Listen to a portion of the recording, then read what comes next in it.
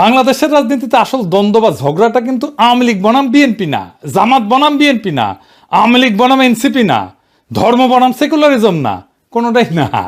আসল ঝগড়াটা হইতেছে একদিকে বাংলাদেশের 800 বছরের মুসলমানদের নিজস্ব রাজনৈতিক আকাঙ্ক্ষা, অন্যদিকে মুক্তিযুদ্ধের চেতনা নামে একটা প্যাকেজ যেটার পিছনে আছে আসলে ভারতীয় আধিপত্যবাদের প্রজেক্ট, যার লক্ষ্য হইতেছে এই ভূখণ্ডের মানুষকে পরাধীন শক্তিহীন করে রাখা। তারা বাংলাদেশকে কাটাতারি ঘিরে রাখবে, পানি আটকাই দিবে, নদীর সীমান্তে মানুষ মারবে পাখির মতো, সীমান্তের নদীতে কুমির আর সাপ ছাড়বে যেন বাংলাদেশে মানুষ পার হইতে না পারে।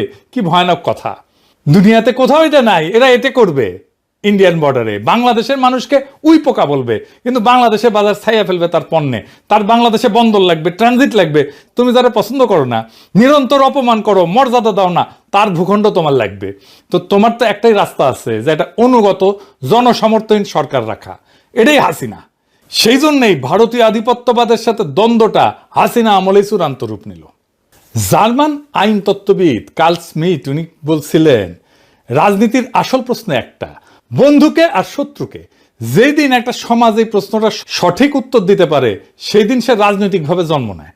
বাংলাদেশের এই প্রশ্নের উত্তর 15 বছর ধরে স্পষ্ট হয়েছে। আওয়ামী লীগ ছিল এই প্রজেক্টের পলিটিক্যাল ভেহিকল, ভারতের পলিটিক্যাল এজেন্ট। 2024-এর জুলাই আগস্টে দ্বন্দ্ব নিয়ে লড়াই হইল। হাসিনা পলাইলো ঠিকই, কিন্তু দ্বন্দ্ব মিটে নাই। কারণ ছাতাটা তো সরে নাই। বিএনপি এসে সেই একই ছাতা মাথায় ধরিছে, মানে যেই কারণে 1400 মানুষ জীবন দিছে সেটার মীমাংসা এখনো বাকি। এই দ্বন্দ্ব মিটতে হবে, মিটবেও, কিন্তু কিভাবে? এই আলাপে ঢুকতে হইলে আগে একটা অন্য জিনিস বুঝতে হবে। বাংলাদেশের তরুণদের একটা বিশেষ ক্ষমতা আছে। ক্ষমতা আছে। বাংলাদেশের প্রত্যেকটা প্রজন্ম রাষ্ট্রের বিরুদ্ধে দাঁড়ানোর ট্রেনিং পেয়েছে। সে রাষ্ট্রকে, তার কোয়ার্সিভ মেশিনারিকে, তার দমন পীড়নের যন্ত্রকে, এটাকে কনফ্রন্ট করছে, মোকাবেলা করছে। প্রত্যেকবার আগের চাইতে বেশি ভায়োলেন্ট হয়েছে। সেটা সব জেনারেশন করছে। সিকোয়েন্সটা দেখেন। প্রথম ট্রেনিং 1972 ভাষা আন্দোলন, 144 যারা ব্যাঙ্গে রাষ্ট্রের গুলির সামনে দাঁড়াইলো ছাত্ররা, সালাম, রফিক, জব্বার, বরকত গুলি খাইলো, কিন্তু পিছায় নাই। এই অভিজ্ঞতা গেছে পরের প্রজন্মে। এই মেমোরি কোনো বই থেকে ট্রান্সমিট করে নাই, শরীর দেওয়া হয়। লড়াই করা মানুষটা পরের জনকে দেখে কিভাবে লড়তে হবে।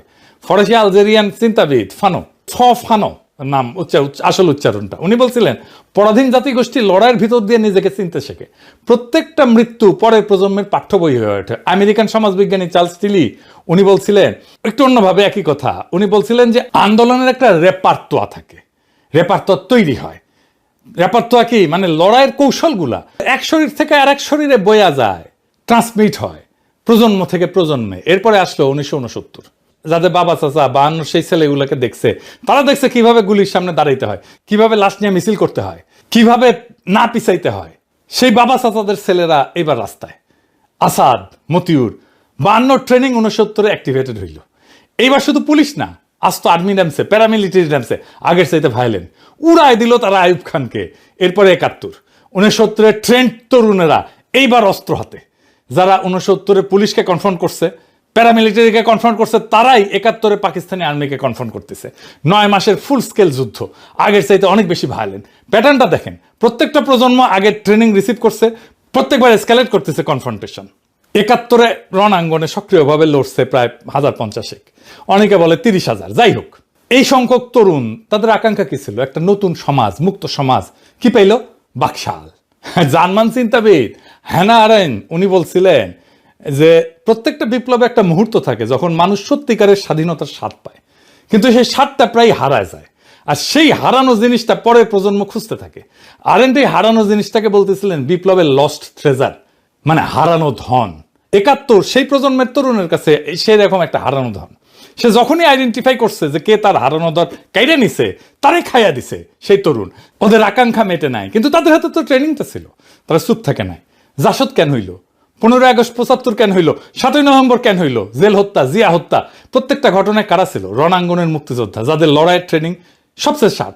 তারাই আবার লড়াই শুরু করছে একজন আর একজনের বিরুদ্ধে, কারণ তাদের আকাঙ্ক্ষা মেটে নাই। জার্মান চিন্তাবিদ ওয়াল্টার বেনিয়ামিন উনি বলছিলেন, প্রত্যেকটা প্রজন্ম পূর্ববর্তী প্রজন্মের অসমাপ্ত দাবি বহন করে। সেই দাবি যতদিন না মটে ততদিন সে বারবার ফিরে ফিরে আসে। এটা মনে রেখেন। আমরা পরে আবার এখানে আসবো। এরপরে আসলো 90, আমাদের জেনারেশন রাজপথে লড়াই করলো। সে হিরোইক লড়াই, 24-এর মতো না, কিন্তু একটা হিরোইক লড়াই করছে আমাদের জেনারেশন। নূর হোসেনের জীবন দেওয়া, কি কাব্যিক জীবন দেওয়া। বুকে পিঠে লিখলো গণতন্ত্র মুক্তি পাক, স্বৈরাচার নিপাত যাক। এরপরে আমাদের ট্রেনিং হলো 2013-তে। 28শে ফেব্রুয়ারি 2013 মৌলানা সাইদির ফাঁসির রায়ের পরে সারা দেশ রাস্তায় নামলো, সারা দুনিয়াতে নামছিল। শুধু ইসলামপন্থী তরুণেরা না, সারা দেশের সমস্ত মানুষ নামছিল। বাঁশখালী, চাঁপাইনবাবগঞ্জ, বগুড়া, লক্ষ্মীপুর, তারপর 5ই মে শাপলা চত্বর, হেফাজত। একটা নতুন প্রজন্মের প্রথম বড় ট্রেনিং। সংগঠিত ইসলামিক যুবশক্তি প্রথমবার রাষ্ট্রীয় ভায়োলেন্স ফেস করলো। 2018 সালে নিরাপদ সড়কের আন্দোলন, স্কুল কলেজের কিশোরেরা রাস্তায়, ছাত্রলীগের হেলমেট বাহিনী, এই বাচ্চারা শিখলো একটা নতুন জিনিস, সোশ্যাল মিডিয়াকে কিভাবে ব্যবহার করতে হয়। তারা শিখলো ছাত্রলীগ কিরকম জাউরা হইতে পারে, কেমন বর্বর হইতে পারে। এই 2018 স্কুলের ছাত্ররাই 2024-এ এসে ইউনিভার্সিটির ছাত্র। চূড়ান্ত ক্লাস পাইল তারা। ওই ট্রেনিং থেকে ফিরে আসা ছাত্ররাই চূড়ান্ত ট্রেনিং পেল 2024-এ। আর্মি, পুলিশ, র্যাব, বিজেপি সব একসাথে নামছে। হেলিকপ্টার থেকে গুলি, 1400 লাশ তবু পিছায় নাই। এই 2024 পৃথিবীতে অনন্য। কেন? দুনিয়ার আর কোথাও বাংলাদেশের 24-এর মতো ঘটনা ঘটে নাই। তিউনিসিয়ায় 2011-তে কি হয়েছিল? আর্মি প্রেসিডেন্টে গুলি চালানোর হুকুম মানে নাই, উপরের লেভেলে। মিশরে আর্মি কাউন্সিল বসে সিদ্ধান্ত নিল মোবারক যাবে, উপর থেকে। ইন্দোনেশিয়ায় আর্মি চিফ সুহার্তোকে যায় বললো যে চলে যান, উপর থেকে আসলো। ফিলিপিন্সে 86-তে, সার্বিয়াতে 2000, শ্রীলঙ্কা 2022, সব জায়গায় একই গল্প। মিলিটারির উপর লেভেল ক্যালকুলেশন করছে, অঙ্ক করছে, তারপরে বলছে চলে যান। বাংলাদেশে কি হয়েছে? উল্টা। জেনারেলরা ছিল হাসিনার অনুগত, গুলি চালাইতে চাইছিল। ওয়াকার তো হাসিনার আত্মীয়, কিন্তু সৈনিকেরা, জুনিয়র অফিসাররা যারা ফিল্ডে ছিল, তারা গুলি চালাইতে রাজি না। কেন? কারণ ওই রাস্তায় তাদের ভাই, তাদের কাজিন, তাদের প্রতিবেশীর ছেলে। সৈনিকের মা ফোন দিছে, বলছে বাবা গুলি করিস না। রুশ বিপ্লবী টটস্কি 1917 সালে ফেব্রুয়ারি বিপ্লব নিয়ে লিখছিলেন, সৈনিক হঠাৎ করে সৈনিক হওয়া বন্ধ করে দিল। মানে ইউনিফর্ম পরা মানুষটার পেছনের সিভিল মানুষটা ইউনিফর্মকে ছাড়াই গেল। বাংলাদেশে 2024-এর জুলাই আগস্টে এটাই হয়েছিল। ইউনিফর্ম ফুইরা আসল বাংলার পলিমাটির সন্তান বাইরে হয়ে আসলো। পুলিশ শেষ পর্যন্ত হাসিনার অনুগত, ইন্টেলিজেন্স অনুগত, কিন্তু আর্মির জুনিয়র অফিসার, ফিল্ডের সৈনিক, এরা না। শেষ দিনে আর্মির সৈনিকেরা তো পুলিশের বিরুদ্ধেও দাঁড়াইছে, গুলি করছে পুলিশের বিরুদ্ধে। জেনারেলরা যখন বুঝলো সৈনিকেরা আর গুলি চালাবে না, জেনারেলরা বাধ্য হইলো, হাসিনাকে যে বললো আপাত পালান, হেলিকপ্টার রেডি। আর একটা প্রমাণ দেখায়, এই বিষয়টা আমি জানি জন্য বলতেছি, যে ফোনদের আলো দিল্লি স্টার, যে ইন্ডিয়ার 2 ফ্ল্যাগশিপ পত্রিকার অফিস আক্রান্ত হইল না, ওখানে আর্মি ছিল, আর্মি ডিফেন্ড করলো না কেন? কারণ সৈনিকেরা ওই পত্রিকা বাঁচাইতে রক্ত দিতে রাজি না। তারা নিজেরাই আর সেই বয়ান বিশ্বাস করে না। এটা ইতিহাসে বিরল, প্রায় অনন্য। খালি হাত লক্ষ লক্ষ তরুণ হেলিকপ্টারের গুলির নিচে দাঁড়াইছে, পিছায় নাই, জিতছে।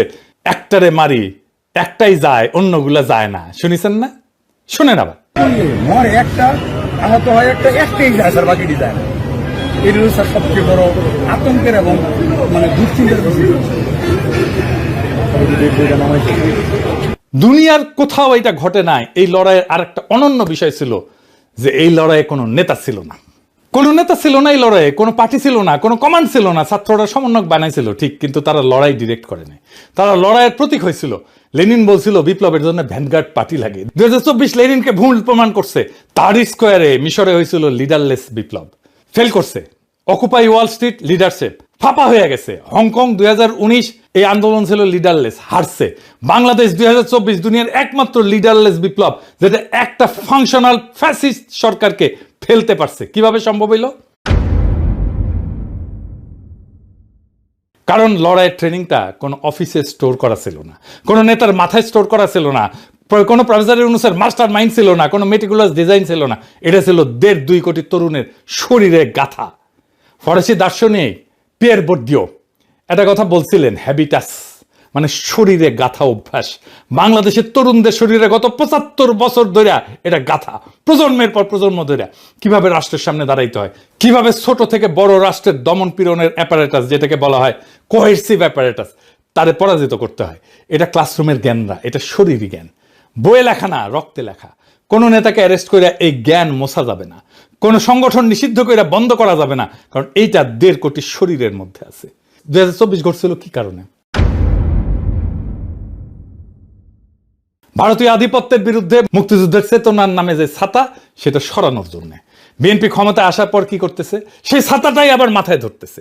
সেই আওয়ামী বয়ান আবার তারা আনতেছে। ভারতের সাথে যে অসম চুক্তি, সেগুলো নিয়ে কথা নাই। আদানি নিয়ে চুপ, ক্যাপাসিটি চার্জ নিয়ে চুপ, সীমান্তে হত্যা নিয়ে চুপ, ট্রানজিট নিয়ে চুপ। ইতালির চিন্তাবিদ গ্রামসি একটা কথা বলছিলেন, প্যাসিভ রেভলিউশন, মানে বিপ্লবের এনার্জিটা শোষণ করে নাও, কিন্তু আসল পরিবর্তনটা হইতে দিও না। সিস্টেম যেভাবে চলতেছিল সেভাবেই চালাও। লোকজনকে বলো তোমার বিপ্লব সফল হয়েছে। বিএনপি এখন এই কাজটাই করতেছে। আগের পুরনো বন্দোবস্ত, পুরনো ব্যবস্থা, পুরনো সিস্টেম সব নিয়ে আসছে। এটাই প্যাসিভ রেভলিউশন, মানে যেই দ্বন্দ্বটা মেটানোর জন্য 1400 মানুষ জীবন দিছে সেটা আবার চাপা পড়ছে। এটা বিশ্বাসঘাতকতা। এখন প্রশ্ন, এরপরে কি হবে? আর একটা লড়াই আসবে, অবধারিত। কেন বলতেছি অবধারিত? দেখেন, চারটা জিনিস একসাথে আছে। এক, দ্বন্দ্বটা মেটে নাই। যে দ্বন্দ্বটা নিয়ে লড়াইটা শুরু হয়েছিল সেটা তো মেটে নাই। ভারতীয় আধিপত্যবাদ আর বাংলাদেশের মুসলিম জনগণের আকাঙ্ক্ষার ঝগড়া, দ্বন্দ্ব, সেটা যেখানে ছিল সেখানেই আছে। মাঝখানে 1400 লাশ পড়ছে, এছাড়া আর কিছু বদলায় নাই। দুই, রাষ্ট্রের ভয় শেষ। আগে মানুষ ভাবতো পুলিশ আসবে, ডিবি আসবে, ডিজিএফআই আসবে, সামনে দাঁড়াইলে মরবো। এখন 1.5 কোটি তরুণ জানে দাঁড়াইলে মরতে পারি, কিন্তু জিততেও পারি, এবং জিতছেও তারা। 3 নাম্বার, কোনো প্রতিষ্ঠান নাই যেটা আকাঙ্ক্ষাকে শান্তিপূর্ণভাবে পূরণ করতে পারে। বিএনপি পারবে না, স্ট্রাকচারালি পারবে না। 4 নাম্বার, ট্রেনিং জনগণের ভেতরে গাথা আছে, এটা মশা যায়নি। টার্কিশ আমেরিকান অর্থনীতিবিদ তিমুর কুরান একটা মডেল দিচ্ছেন। উনি বলেন, যখন মানুষ পাবলিকলি এক কথা বলে কিন্তু মনে মনে অন্য কথা ভাবে, বিএনপির মতো আর কি, তখন একটা সিস্টেম দেখতে খুব শক্ত মনে হয়, কিন্তু আসলে ভেতরে ফাঁপা। বিএনপি ফাঁপা হয়ে গেছে ভেতরে, দেখেন না, কিছুই করতে পারতেছে না। সে ওই ধর্ষিতা শিশুর বাসায় গেছিল, রামিসার বাসায় গেছিল, যে ভুয়া ভুয়া শুনছে, দেখেন।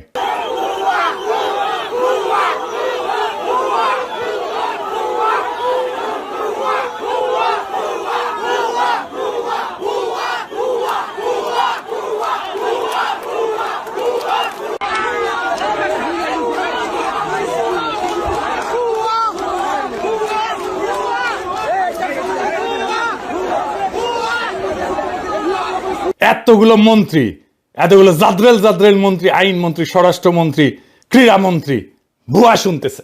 তারপরে দেখেন জঙ্গল সলিমপুরে আক্রমণ করছে সন্ত্রাসীরা, র্যাবের ক্যাম্পে বুলডোজার নিয়ে গেছে, দেওয়াল ভেঙে দিছে, মাটি কেটে ফেলছে, রাস্তা কেটে ফেলছে 3 জায়গায়। চিন্তা করেন, মানুষ মানতেছে না, কারণ ভেতরে ভেতরে ফাঁপা। কোন ছোট ঘটনা ট্রিগার করলে পুরা সিস্টেম তাসের ঘরের মতো পইরা যায়।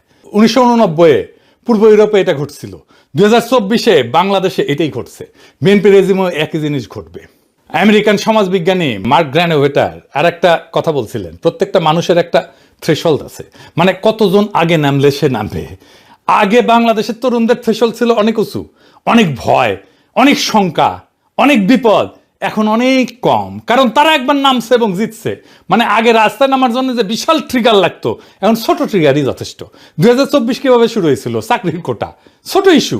হাসিনার একটা বাক্য, রাজাকার, রাজাকারের পোলাপান, পুরা দেশ জ্বলে উঠলো, ছোট ট্রিগার। পরের ট্রিগারটা কি হবে জানি না, কিন্তু এর চেয়ে ছোট হবে। হইতে পারে একজন তরুণের পুলিশের হাতে মৃত্যু, হইতে পারে একটা ভাইরাল ভিডিও, হইতে পারে ভারতের সাথে নতুন চুক্তি, হইতে পারে কোনো মন্ত্রীর একটা বেফাস মন্তব্য। বাংলাদেশ এখন প্রত্যেক দিন 100টা সম্ভাব্য ট্রিগারের মধ্যে দিয়ে হাঁটতেছে। কোনো একটা ক্লিক করবেই, আপনি লিখে রাখতে পারেন। বাংলাদেশের তরুণদের শরীরে এখন 3টা জিনিস একসাথে আছে।